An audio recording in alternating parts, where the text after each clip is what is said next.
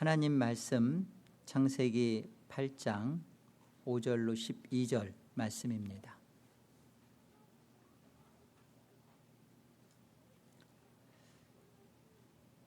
하나님 말씀입니다. 물이 점점 줄어들어 열째 달 곧 그 달 초 하룻날에 산들의 봉우리가 보였더라. 40일을 지나서 노아가 그 방주에 낸 창문을 열고 까마귀를 내놓음에 까마귀가 물이 땅에서 마르기까지 날아 왕래하였더라.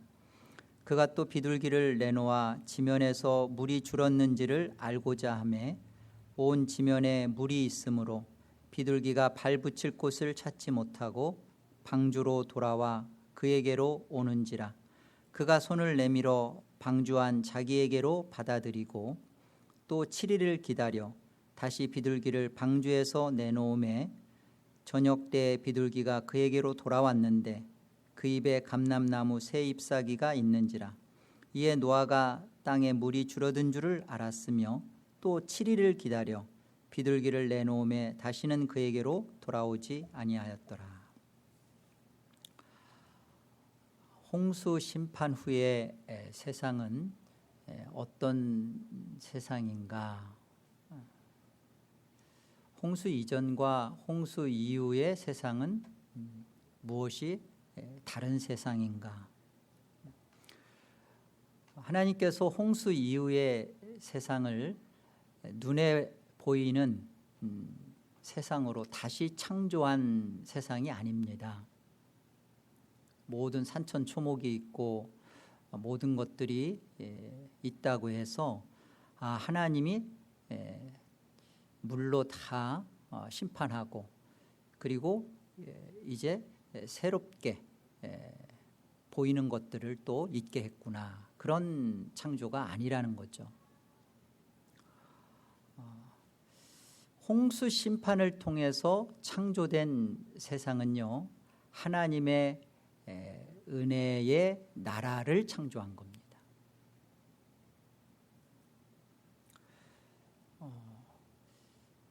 방주 안에서 죽음을 통과하고 죽었다가 다시 살아난 부활의 생명들, 그 부활의 생명들은 그들이 맞이하는 세상과 그들이 맞이하는 세상이 이전과 분명히 다른 세상이에요. 아마도 보이는 것은 똑같았을 겁니다. 산봉우리가 보였을 것이고 있었던 것들이 또 보였을 거예요. 그런데 이 세상은 이전과 뭐가 다르냐면 은혜를 아는 자만 남은 세상이에요. 은혜를 모르고 구원을 경험하지 못한 자들은 다 죽고 없죠. 은혜를 경험한 자, 은혜의 필요를 깨달은 자만 남은 세상, 이게 홍수 이후의 세상입니다. 이것이 새 창조의 개념이에요. 새 창조는 무에서 유를 만든 거, 첫 창조와 같이 무에서 유를 만드는 창조가 아니라 갱신이라고 그럽니다. 그 옛 것을 고쳐 다시 새롭게 한다라는 뜻이죠. 갱신이라는 것 속에, 새 창조의 개념 속에는 구원의 경험이 있는 거예요. 그러니까 구원의 경험되지 않은 자는 새 창조가 뭔지를 모르는 거예요. 새 창조는 구원의 경험입니다. 그리고 이 은혜의 나라죠. 여전히 나는 나인데 내 안에서 은혜가 나를 사로잡고 은혜를 맛보았고 은혜를 경험했고 은혜가 나를 끌고 갈 것이며 은혜가 나를 마침내 완성할 것이라는 것을 알게 된 나라, 은혜의 나라, 이게 새 창조의 나라입니다. 그래서 우리가 새 하늘과 새 땅, 옛 하늘과 옛 땅과 달라지는 것은 그 안에 있었던 우리가 은혜를 알고 은혜를 맛보고 은혜 속에 영원히 속하는 것이죠. 이게 달라지는 겁니다. 그래서요, 죽음에서 살아난 자들이 이제 다시 만나게 된 세상을 어떻게 보아야 정상인가? 어떻게 보아야 그게 바르게 보고 있는 세상인가? 이전에 눈에 보였던 대로 물질의 세계로 보는 것은, 그것은 홍수 이후에 하나님이 주신 은혜의 나라를 갖고 있지 않은 겁니다. 물질의 세계가 아니라 예수 그리스도의 세계입니다. 예수 그리스도의 세계란 어떤 세계냐면 하나님의 은혜를 알고 높이고 하나님의 은혜를 경험한 자가 그 은혜를 증거하는 세상입니다. 똑같이 눈에 보이는 이 현상 속에 있지만 그 현상에 갇혀서 물질을 추구하며 살았던 것은 홍수 이전의 물질의 세계고요, 홍수를 통하여 죽고 살아난 부활을 경험한 그 생명들은 이제 예수 그리스도의 세계 속에서 구원을 경험한 자로 하나님의 은혜를 높이고 증거하고 하나님의 은혜를 알리는 것이 목적된 세계가 되는 거죠. 오늘 말씀의 제목은 까마귀와 비둘기입니다. 오늘 본문에 보면 무엇 때문에 이 까마귀와 비둘기를 내보내는 문제를 이렇게 자세하게 다루고 있는 것을 보게 돼요. 왜 그럴까요? 이제 까마귀는 한 번 날려보내고 비둘기는 3차례에 걸쳐서 이렇게 날려보내는 일을, 방주 바깥으로 보내는 일을 기록하고 있습니다. 본문을 살펴보면 까마귀는요, 밖의 소식을 가져오지 않아요. 다시 말하면 방주 안에서 있었던 그 살아난 생명, 방주 속에 있었던 그 생명을 가지고서 방주 바깥으로 가서 그 은혜를 증거하는 모습이 없습니다. 비둘기는요, 비둘기는 3번 다 기쁜 소식을 가지고 옵니다. 은혜의 소식을 전해줍니다. 마지막 비둘기가 돌아오지 않는 것도 이미 다 땅에 물이 다 말랐음을, 그 소식을 알려준 거예요. 우리가 그렇다면 이 죽음에서 살아난 부활의 생명들에게는 2가지의 길이 있다는 것을 본문 속에서 보게 돼요. 하나는 비둘기의 길이 있고요, 하나는 까마귀의 길이 있습니다. 비둘기의 길은 받은 그 은혜가 증거되는 길이고요, 까마귀의 길은 난 살았어, 그리고 나는 이제 천국 가게 됐어 라는 그런 구원 속에 갇혀서 살고 있는 인생입니다. 이 2가지 길이 나타나요. 한번 보겠습니다. 우리 본문부터 한번 살펴보죠. 5절을 다시 보세요. 물이 점점 줄어들어 10째 달 곧 그 달 초하룻 날에, 그러니까 홍수 발생 224일째 되는 날입니다. 이 날이 10째 달 곧 그 달 초하룻 날. 산들의 봉우리가 보였습니다. 그리고 이제 40일이 지나서 노아가 방주에 낸 창문을 열고서, 위로 난 창문이죠, 열고서 까마귀를 내놓습니다. 그리고 까마귀가 물이 땅에서 마르기까지 날아 왕래하였더라, 이렇게 말씀합니다. 여기 날아 왕래하였다라는 말을 그 원문 그대로 직역하면요, 앞으로 나아갔다가 되돌아왔다라는 뜻입니다. 날아갔다가 되돌아왔다. 여러분, 이 말은요, 방주 안으로 들어온 게 아니에요. 까마귀는 썩은 고기를 먹으면서 가끔은 방주 위에 앉은 거예요. 휴식을 취한 거죠. 왕래하였더라. 왔다 갔다 하는 거예요. 그러니까 그냥 날아서 썩은 고기가 있는 곳으로만 날아서 그냥 썩은 고기 먹고 끝나는 게 아니라 날아 왕래하였더라. 이 말은 썩은 고기도 먹고 죽은 시체 위에서 먹을 거 다 먹고 그리고서는 또 방주 위에 와서 쉬기도 하고 그리고 또 배고프면 또 고기 찾아서 먹고 싶은 거 찾아서 날아가고 그겁니다.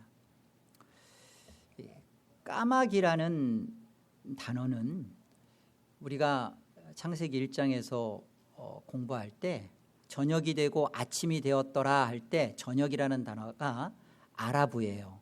그 아라브에서 유래한 오레브인데요. 아라브에서 나온 파생된 단어입니다.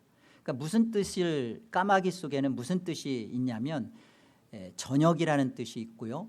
어둠이라는 뜻이 있고요.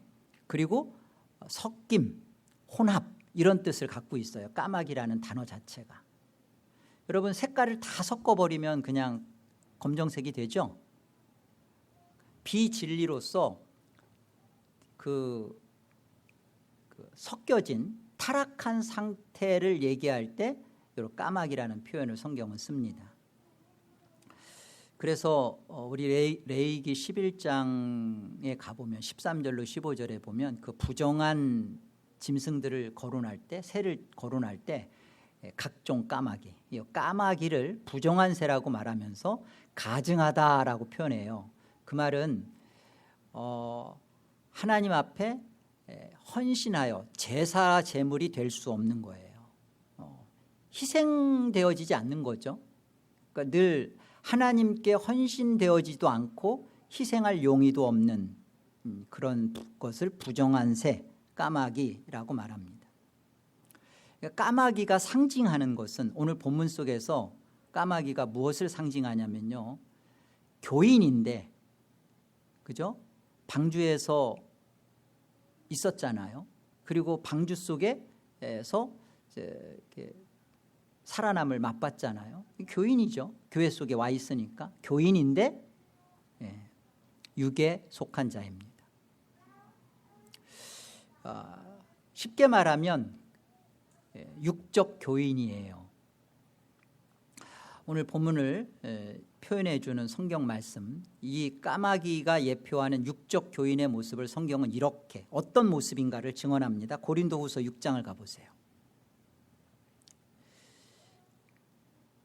우리가 하나님과 함께 일하는 자로서 너희를 권하노니 하나님의 은혜를 어떻게 헛되이 받지 말라. 이 고린도 교회에 있는 교인들 그중에 지금 뭐라고 말씀하시냐면 너희가 교인이라, 고린도 교회에 속한 교인이라 그러는데 하나님의 은혜를 헛되이 받고 있구나. 하나님의 은혜를 헛되이 받고 있는 자들, 이게 육적 교인입니다. 갈라디아서 3장에서는 이렇게 표현해요. 너희가 이같이 어리석으냐? 성령으로 시작하였다가 이제는 육체로 마치겠느냐? 육체로 마친다라는 말은 그 인간적인 사고, 인간적인 방식으로 그 자기 인생을 살아가는 거예요. 성령으로 시작했다가 하나님의 은혜를 맛보고 경험하고 하나님의 사랑을 분명히 맞이했는데, 그런데 그 나머지의 삶은 자신의 사고방식과 자신의 그 생각대로 살아가는 거예요. 이것이 육적 교인의 모습이죠. 디모데후서 4장 10절은 그런 실질적인 인물을 설명해 줘요. 대만은 이 세상을 사랑하여 나를 버리고 데살로니가로 갔고 그레스게는 갈라디아로, 디도는 달마니아로 갔다. 여기 데마라는 인물은 그 뜻 자체가 인기 있는 자, 통솔자라는 뜻이에요. 그런데 데마가 어떤 인물이냐면 사도 바울을 통해서 데살로니가 출신인 것 같아요. 거기에서 복음을 듣고 예수를 믿기로 마음을 먹고 사도 바울과 함께 전도 여행을 같이 합니다. 마가 누가와 함께 해요. 이 데마가. 그리고 바울이 1차 로마 그 감옥에 투옥됐을 때도 함께 했어요. 그런데 그 바울이 2차 로마에 투옥할 때 떠납니다. 함께 했지만 어디로 가냐면 자기가 예수를 믿기로 했던 자기 고향 데살로니가로 돌아가요. 참 슬픈 얘기죠. 그런데 이 데마가 어떤 인물을 상징하고 설명하냐면 바로 까마귀와 같이 날아서 왕래하는 거예요.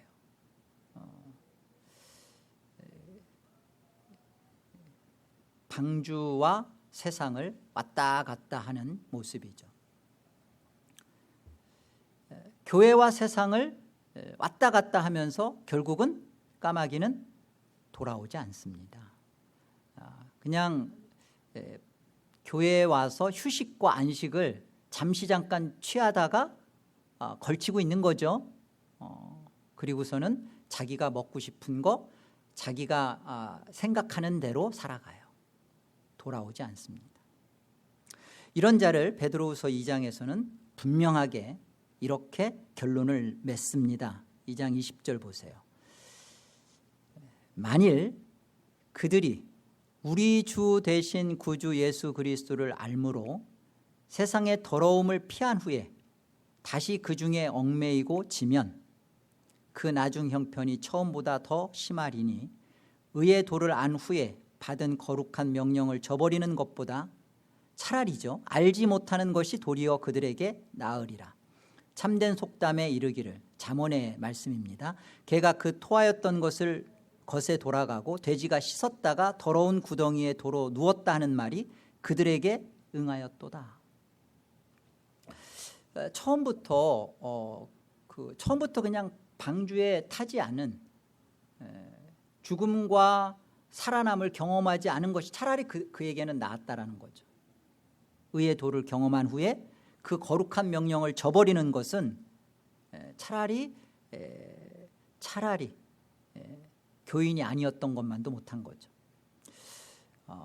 우리 주 예수 그리스도를 알므로 세상의 더러움을 피하여 들어오고 나서 그 중에 다시 얽혀서 그리고 그것에 세상 것에 사로잡혀서 지게 되면 그 나중 형편이요, 그 나중의 결과가 처음 것보다 더 심하다라고 얘기합니다.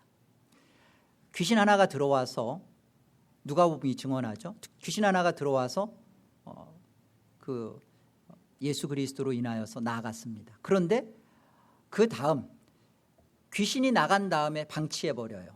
그리고서는 자기가 이전에 즐기던 것, 그런 것을 마냥 취합니다. 귀신이 보니까 들어가 살기에 이전보다 너무 좋아, 환경이. 그래서 자기 친구 7귀신 데리고 들어와서 그 속에 들어가서 살죠. 네, 그 얘기를 하는 겁니다. 현대 기독교인의 모습이요, 정확하게 이 모습이에요. 까마귀 교인.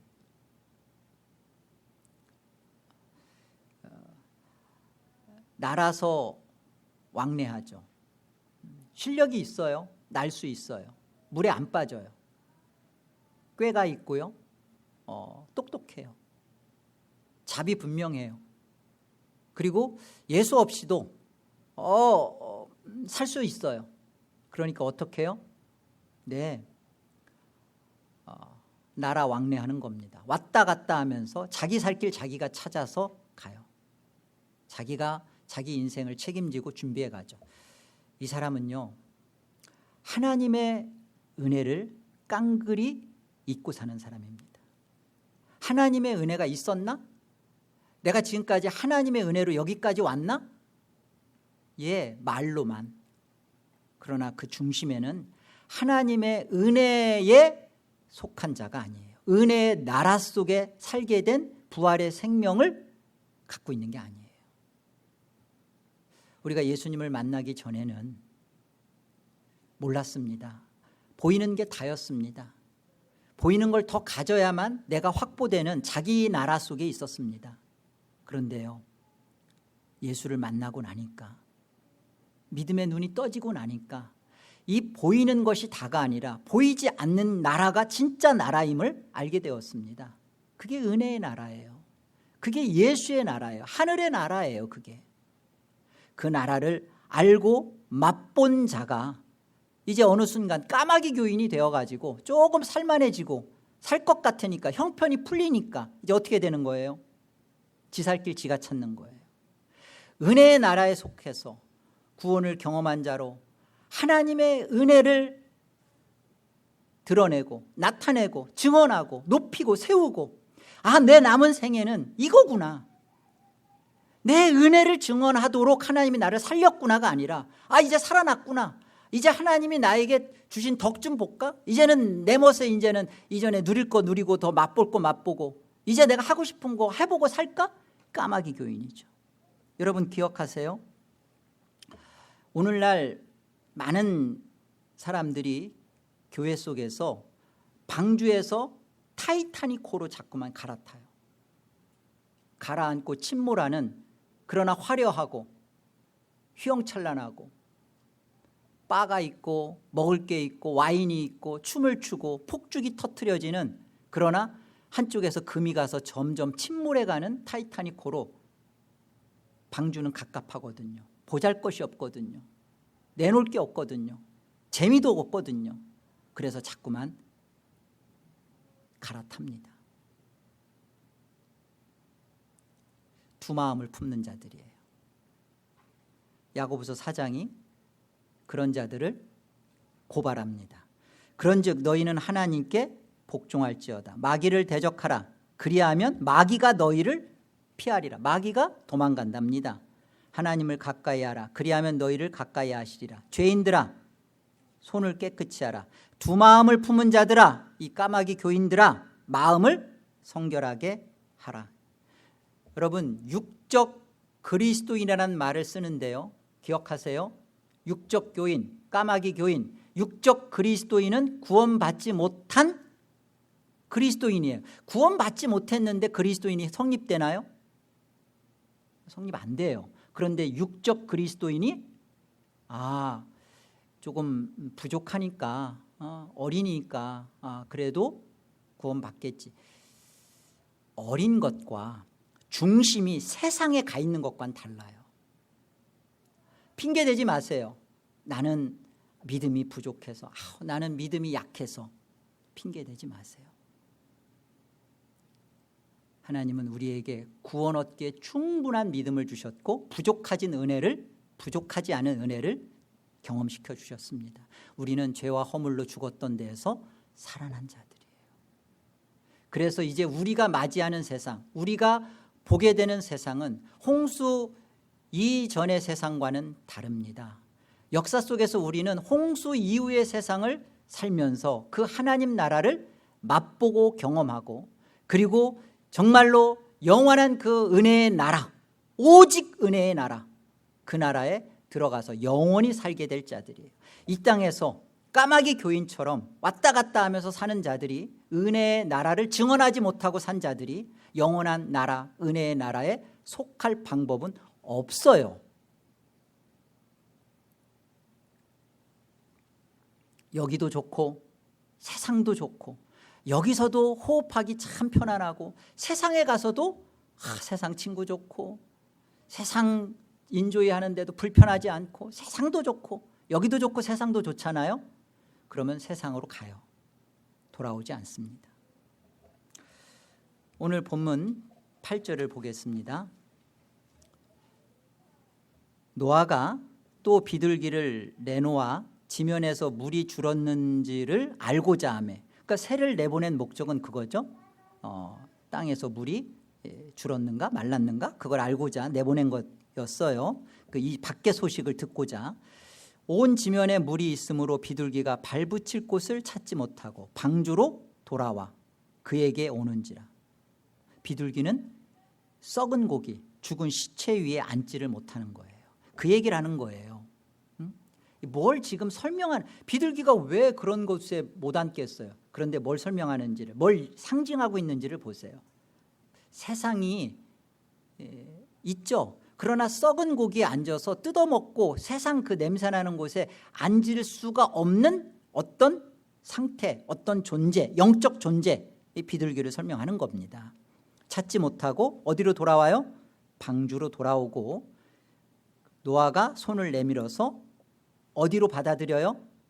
방주 안으로 받아들이는 겁니다. 까마귀하고는 달라요. 또 7일을 기다려 다시 비둘기를 방주에서 내놓음에 저녁 때 비둘기가 그에게로 돌아왔는데 그 입에 감람나무 새 잎사귀가 있는지라 노아가 땅에 물이 줄어든 줄을 알았다라고 되어 있습니다. 여러분, 그 비둘기가 지금 왜 돌아오고 있어요?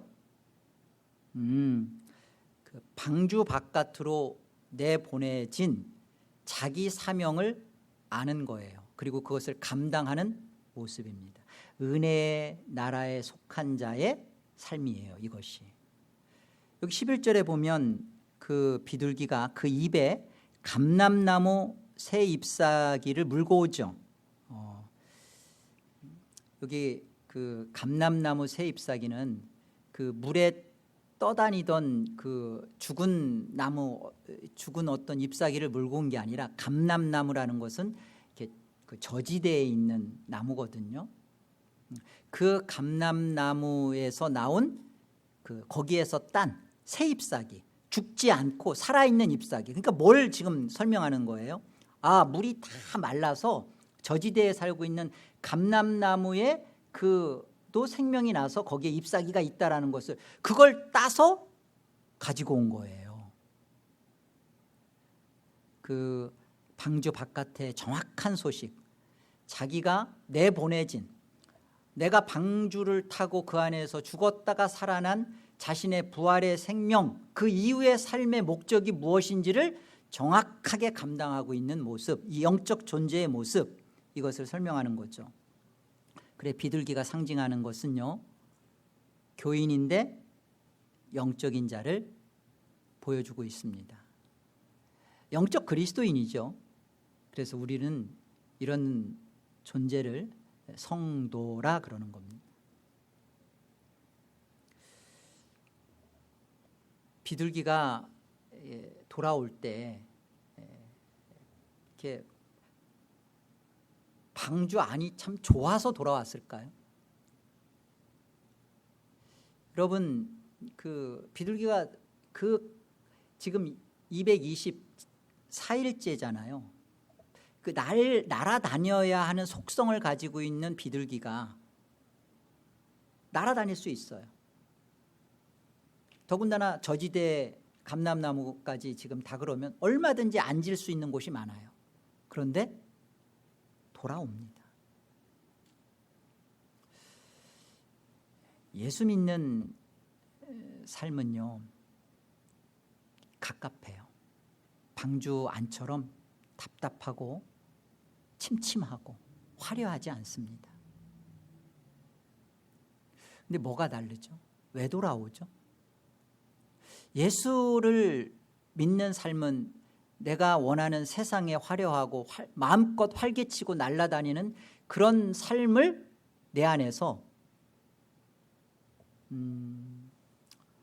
본질적으로 다르게 우리에게 일깨워 줍니다. 세상이 나를 만족시켜 줄 수 없고, 세상을 갖고자 하는 것이 이제 나하고 자꾸만 맞지를 않아요.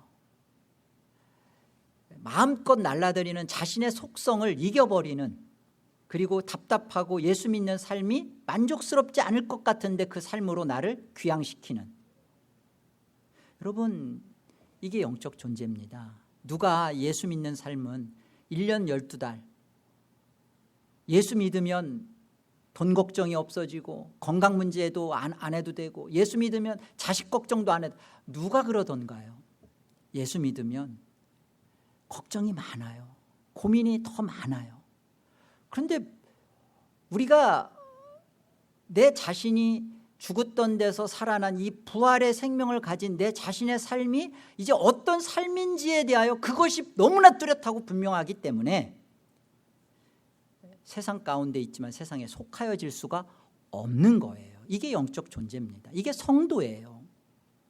그래서 몸부림치는 겁니다. 마귀를 대적하는 것입니다. 하나님을 가까이 하는 것입니다. 기도하는 거예요. 엎드리는 거예요. 하나님을 찾는 거예요. 왜?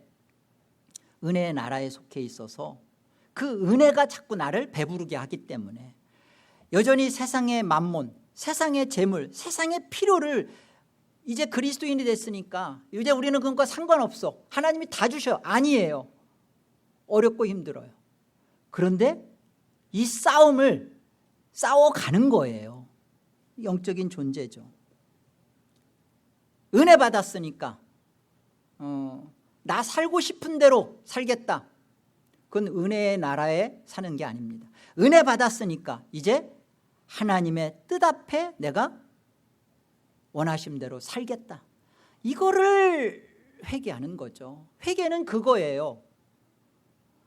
내가 은혜의 나라에 속해 있으니까, 살아났으니까, 그런데 자꾸만 세상이 보이니까, 세상으로 가고 싶으니까, 그런데 저것에 대해서 회개하는 거예요.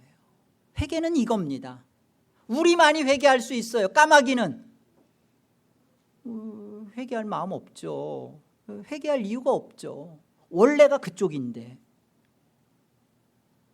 그걸 보여주는 거예요. 노아가 방주 안에서 경험한 것을 노아가 바깥에서 부활한 생명으로 바깥에서 그것을 살아내는 것, 우리가 다 노아예요. 우리가 방주 안에서 그 어떠한 죽음을 우리는 통과했고 어떻게 살아났는지를 우리는 그 구원의 경험을 가졌습니다. 그러면 방주 바깥으로 이제 나와서 그것을 기억하고 은혜의 나라에 속한 자로서 살아내는 것, 그게 구원받은 거예요. 방주 바깥으로 나왔는데 은혜의 나라 그리고 은혜에 속한 자의 삶, 사명을 잊어버리고 그냥 와 살았다. 이제 나는 예수 믿기로 했으니까 죽어도 이제 난 천국 가네 하고서 지 맘대로 지 하고 싶은 대로 그렇게 살아가면, 그리고 세상도 여전히 야 이것도 좋네 저것도 좋네, 이 좋은 세상 왜 죽어, 이 좋은 세상 먹을 거 먹고 취할 거 취하고 이 좋은 세상 누릴 거 다 누리고 벌었던 돈 다 써보고 이 좋은 세상 내 마음껏 하루라도 더 살다 가자. 그는 은혜의 나라에 속한 게 아니죠. 홍수 이후에 이 심판은, 이 심판되어진 이 세상은 그걸 뚜렷하게 우리에게 가르쳐 줍니다. 역사 속에서 이것을 해석해내지 못하고 역사 안에서 이것을 보지 못하면 새하늘과 새 땅에 우리가 그 영원한 나라가 우리의 은혜의 나라인데 그 안에 속해질 수가 없어요. 여쭙습니다. 나는 까마귀인가 비둘기인가? 우리 샤론이는 새를 무서워합니다. 그래서 까마귀와 비둘기 둘 다 아니에요. 내가 까마귀인가 비둘기인가 어떻게 알 수 있을까요? 나는 까마귀인가 비둘기인가 여러분 어떻게 알 수 있을까요? 네, 아주 쉬워요. 은혜의 나라 속에 내가 있는가? 은혜의 나라를 사는가?